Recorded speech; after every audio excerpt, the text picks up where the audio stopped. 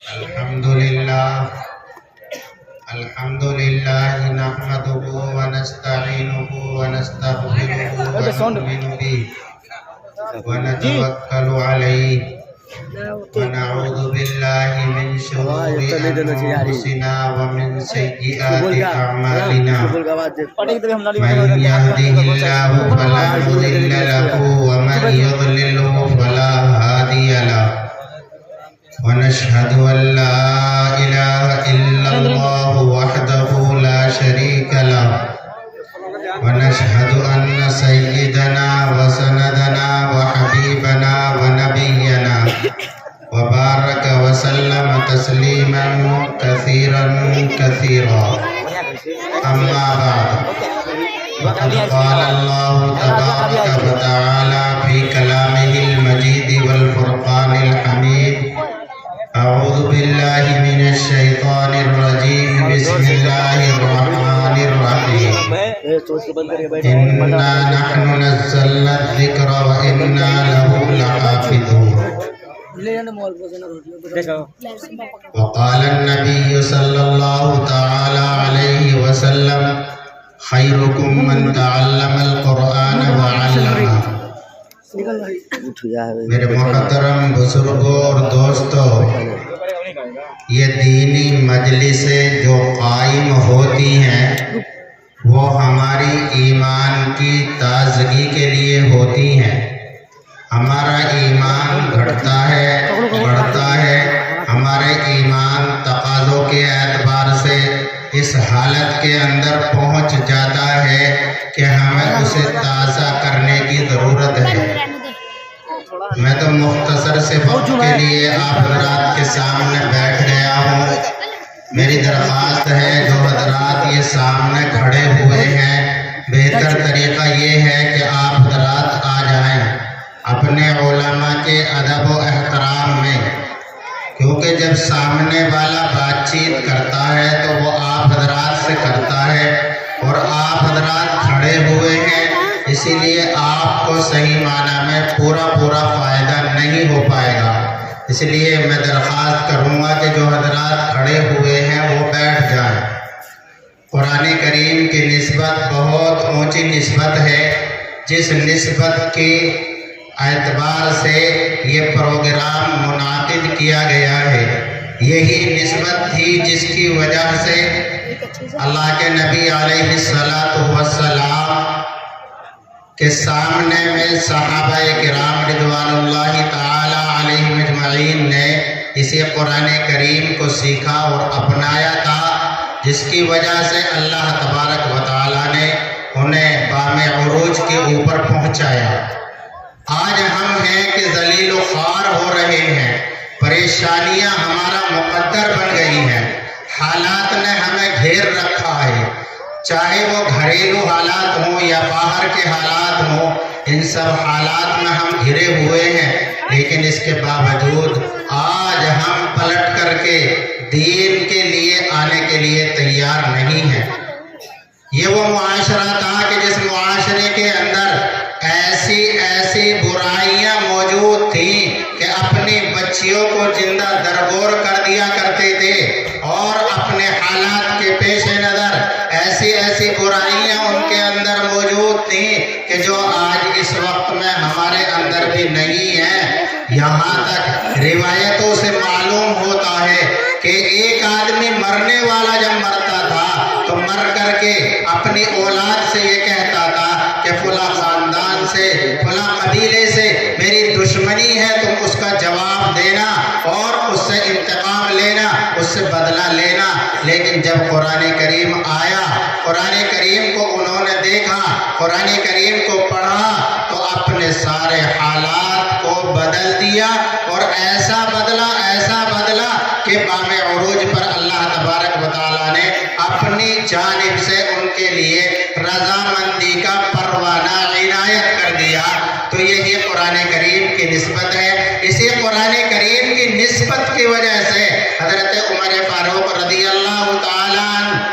عنہ بنے ہیں۔ اسی قرآن کریم کو تو آپ نے سنا، اسی قرآن کریم کو سن کر کے ہدایت یافتہ ہوئے ہیں۔ اللہ کے نبی علیہ الصلوۃ والسلام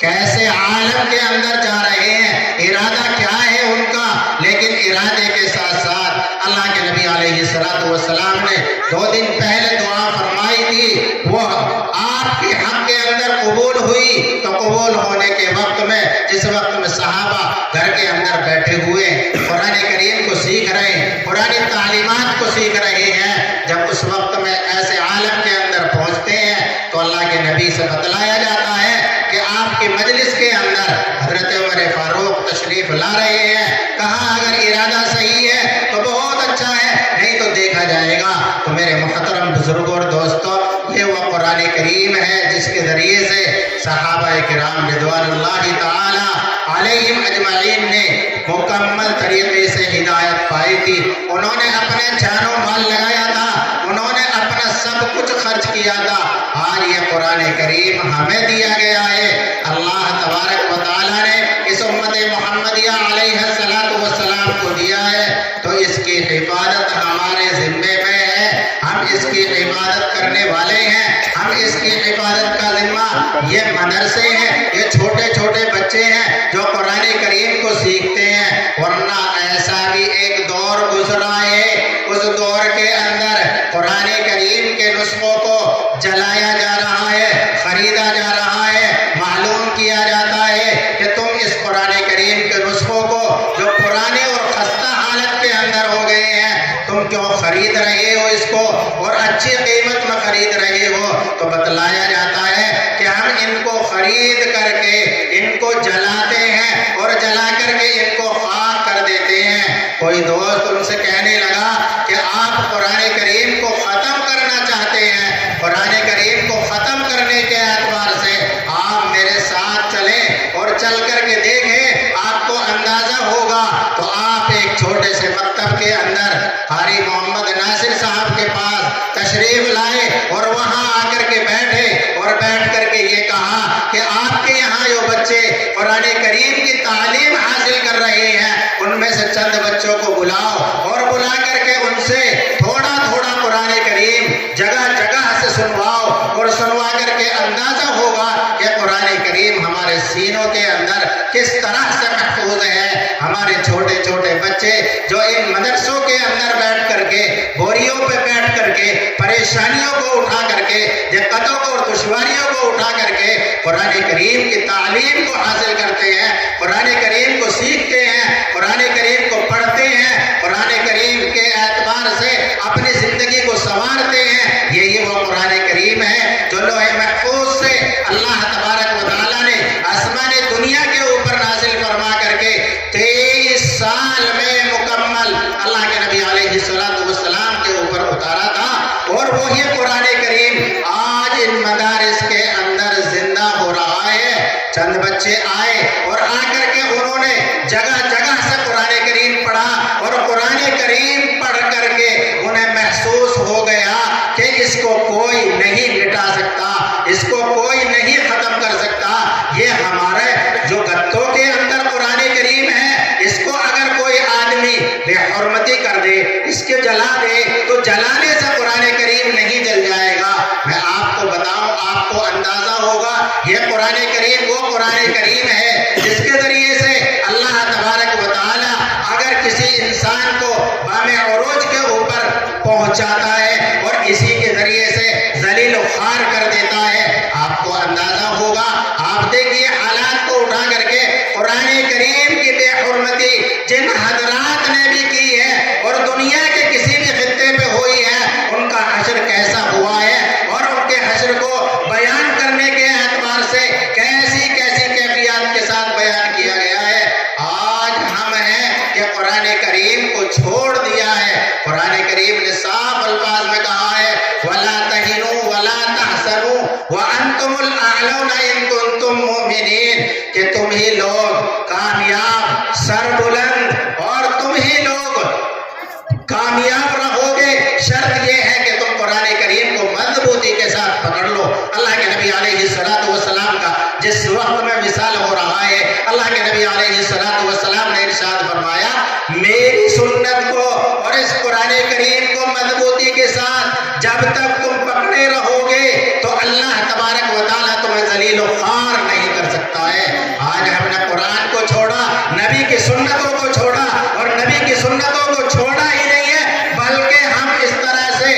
अपने नबी की सुन्नतों को छोड़ करके वक्त गुजार रहे हैं। जो दुनियावी हालात हमारे सामने आते हैं वो इस वजह से आते हैं कि हम उस काम को करने के लिए तैयार नहीं होते, और उस काम की अहमियत हमारी शरीयत के एतबार से जो लाजिम और ज़रूरी करार दी गई है उसको अपनाने के लिए कोशिश नहीं करते हैं। जिन सुन्नतों पर हम अमल कर रहे हैं उन सुन्नतों के एतबार से कोई हमारे ऊपर उंगली नहीं उठाता, और जिन सुन्नतों पे कुछ अमल कर रहे हैं और कुछों को छोड़ रहे हैं उन्हीं के ऊपर हमारे ऊपर से परेशानियां और दिक्कतें और दुश्वारियां आती हैं। तो मेरे मोहतरम बुजुर्गों और दोस्तों, हमारी जिम्मेदारी है, अल्लाह के नबी अलैहिस्सलातु वस्सलाम ने इस कुरान करीम को हमें दिया है, और कुरान करीम में वादा भी फरमाया है, ला यस्तखलिफन्नहुम फिल अर्द कमा इस्तखलफल लदीना मिन क़ब्लिहिम, कि हम तुम्हें जरूर बिल जरूर हुकूमत देंगे जैसा कि हमने इससे पहले दी है। तो सहाबा किराम रिज़वानुल्लाहि ताला अलैहिम अजमईन, जिस वक्त में सहाबा किराम के हालात और सहाबा किराम के मामलात और अखलाक हमने देख करके जिंदगी को गुजारा है, आज हमारे सामने में ना मामलात है, ना अखलाक है, ना मुआशरत वाली हमारी जिंदगी है। इन सारी चीजों को हमने छोड़ा है। आप अंदाजा करो, एक आदमी अगर सही माना में कारोबार करने वाला है और उस कारोबार के अंदर उसके मामलात अच्छे हैं तो लोग उसके सामने में जोक दर जोक जाते हैं और उसके जिंदगी को हालात को देख करके उसी के एतबार से जिंदगी गुजारते हैं। आज हम हैं कि हमने अपने मामलात को भी गिराया है और अखलाक से भी हम आरी हो गए हैं। यह कुरान करीम जो हमें दिया गया है वो इसलिए दिया गया है ताकि हम अपनी जिंदगियों को बदले। ये जिंदगी हमारी कैसे बदलेंगे? जब हम कुरान करीम के मुताबिक जिंदगी गुजारेंगे। आज इसका एक एक हर्फ, एक एक नुक्ता, एक एक हरकत, सकनात, सारी की सारी चीजें हमारे पास महफूज है। हमारा चाहे छोटा हो, चाहे बड़ा हो, चाहे बच्चा हो, अगर कोई भी कुरान करीम के अंदर गलती करता है उस गलती को संवारने के लिए हमारा एक छोटे से छोटा बच्चा भी उस बड़े को गलती बता देता है। अभी आने वाले वक्त में आप देखेंगे कि रमजान मुबारक का बाबरकत महीना हमारे सरों के ऊपर आने वाला है। उसमें जब कुरान करीम पढ़ा जाएगा, अगर हमारे पीछे छोटा सा बच्चा खड़ा हुआ है वो हमें टोक देगा और फौरन उसको सही किया जाएगा। यह कुरान करीम हमारे सामने में मौजूद है। इस कुरान करीम को सीख करके सहाबा अपनी जिंदगियों के अंदर तब्दीली लाए थे, और आज हम हैं कि कुरान करीम पढ़ते भी हैं, कुरान करीम सुनते भी हैं, कुरान करीम सीखते भी हैं, और कुरान करीम को सीख करके हम उसके मुताबिक जिंदगी नहीं गुजार रहे हैं। ये हमारी जिम्मेदारी है कि उसके मुताबिक जिंदगी अपनी संवारने की कोशिश करें।